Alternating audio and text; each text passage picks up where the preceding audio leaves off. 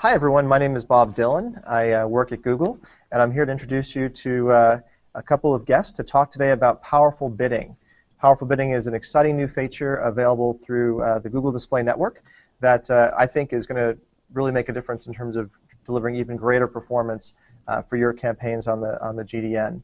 Our two guests today actually come to us from a fantastic firm called RKG, which is the Rim Kaufman Group.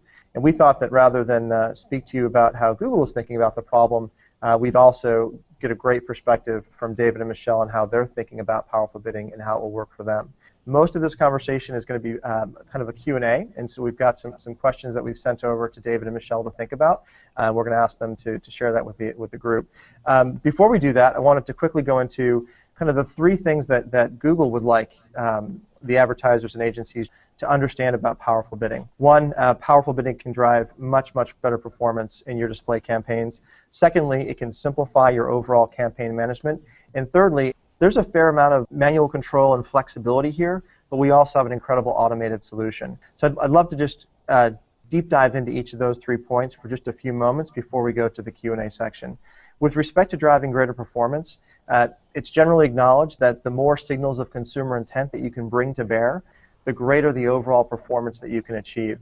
So I think what's exciting about powerful bidding is that we have many signals of consumer intent that we can now use simultaneously and in unison in a single campaign. The second kind of key point, in addition to driving greater performance, is that powerful bidding should radically simplify campaign management for advertisers and agencies.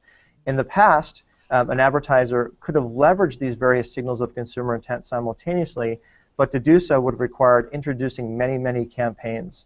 As a result of powerful bidding, all of those various campaigns can actually come together and therefore simplify campaign management and save hours and hours of time in terms of campaign maintenance and setup. And the third and final piece, we've unlocked tremendous flexibility with respect to setting bids and bid modifiers across multiple signals of consumer intent simultaneously. That might be overwhelming for some advertisers and agencies. We also offer an automated solution, which we call Conversion Optimizer, that will allow you to essentially optimize bidding across all of these various signals of intent simultaneously, which can also drive great performance.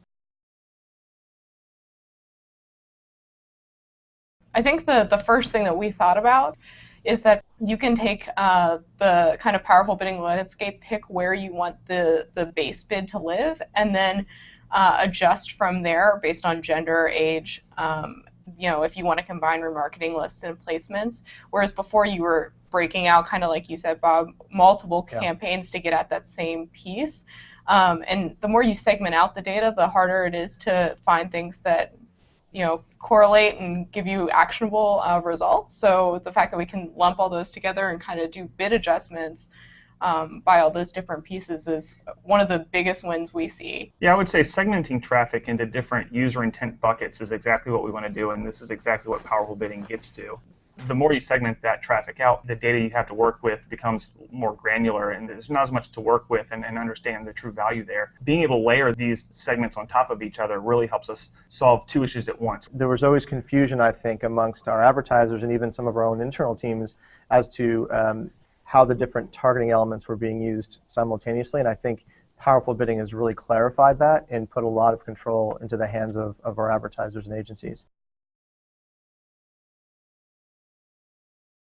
Our kind of first steps with doing any display on the Google Display Network has been with retargeting. So looking at those audiences, we suggest looking at that group and seeing what other kind of things you can take from that campaign and work to expand out that way. So even if you're running remarketing lists, you can still see those automated placements, the places that those people in your remarketing buckets are seeing ads and how those are performing, and look to kind of expand out that way through the placements and through keywords that might be matching contextually. One of the biggest pieces with the geolocations, everyone's always really concerned with who's in your city versus who might be looking to come to your city, which is a different way that we've thought about using some of those new layer capabilities. Yeah, and just to add on that, I think what makes it so powerful too is that in these situations where we're talking about maybe where a male demographic might be 10% more valuable, but females are still have a value. And if you know what that value is, you can still bid to that demographic as well without having to duplicate everything. Imagine that you own a Caribbean resort. I'm looking for people who are interested in travel, and I know that males who are between the ages of 25 and 35 are actually kind of my ideal target segment and will perform really well for me. In the case of powerful bidding, we can now actually, without actually targeting specifically using demographics or age and gender, we can bid modify. So we can now pay 10% more for males, and we can bid 10% more for people ages 25 to 35. And in the case of powerful bidding now, when we actually find, when the GDN finds a person who is interested in travel on a travel site, contextually relevant, between the ages of 25 and 35, male, rather than paying the dollar base bid, we're now bidding about $1.21. So more of the, as we identify consumers that are most valuable to us, we can bring those consumers to our site and pay appropriately. A lot of times when we're trying to think about how to target on the GDN, we kind of bucket people into, do we care about who they are or do we care about where they are? The really powerful bidding of the powerful bidding tool is going to be layering those who's with those wheres, whereas before, if we really wanted to target men separately, we had to break it out and it was almost a yes or no switch as opposed to up 10% compared to the average. The ability for proximity to store location in bidding is going to be a big piece there. So I would look at geographic targeting from a macro perspective and a micro perspective together. Yes, it's extremely important to know how the state of New Jersey might convert compared to Florida. One city might convert much better because you have 10 stores in that city compared to another city that only has 1. I don't think, is this going to cause me to think about marketing or advertising differently? What I think it does is Google is giving us more tools in our tool belt to actually advertise to a broader audience and scale for our clients while also doing it more efficiently, which that is, the perfect marriage. I'd actually go to google.com and I'd search in powerful bidding, and I would look at the blog post that both RKG has posted, and I'd look at the blog post that Google has posted. With respect to if you have a Google account rep, reach out to your account rep and engage with him or her. Does that make sense to you guys? Any other advice that you would give? Take the time to know where you're comfortable and get that good baseline before you go in and start adding all these adjustments without any kind of understanding from the reporting where you should start. You're not closing the door to any of these options. You're just getting more efficient bids for all those different breakouts. So I would say that it's less of a segmenting and more of a bidding those segments properly. It's not overlaying targeting. It's just modifying bids and with a more expansive targeting setting.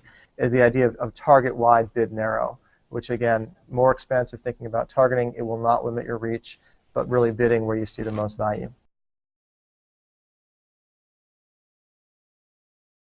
A little bit to the previous point, there are a lot of targeting options and different levers to pull in display, but this is really not making you pick which ones to pull. You're really just having the opportunity to make adjustments on a much greater scale in one campaign versus breaking out 14 campaigns to accomplish something of the same magnitude.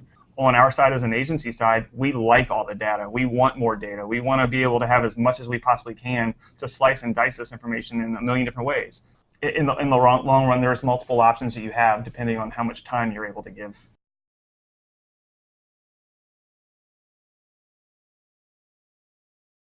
If you've got a lot of great data from the existing campaigns and you kind of have a great approach on them, it might be worth it to keep those running and open up a new campaign and try to translate those pieces into that new campaign and see how it performs against the ones you have existing. Kind of setting up your own A/B test in the account. Pick one set that kind of outlines with your goals for display. If you're really concerned about ROI, maybe retargeting and remarketing is the place to start for you. If you're a little bit more interested in getting some brand recognition, start with some of those things that are kind of more top of the funnel. And then I think, like we called out earlier, look at that campaign and see what's going on there, and then kind of slowly venture into some of these bid adjustments Again, not to segment off different portions, but just to enhance your reach and bid more smartly for those groups that you have a lot of data on. The summary for me, and I think we've hit these points over and over again, is one, we believe this can drive greater performance for a lot of advertisers by leveraging more signals of intent. Two, simplified campaign management. This should radically help advertisers and agencies need to spend kind of less time in these campaigns. And three, just if this does seem overwhelming or complex, Conversion Optimizer is a great place to go.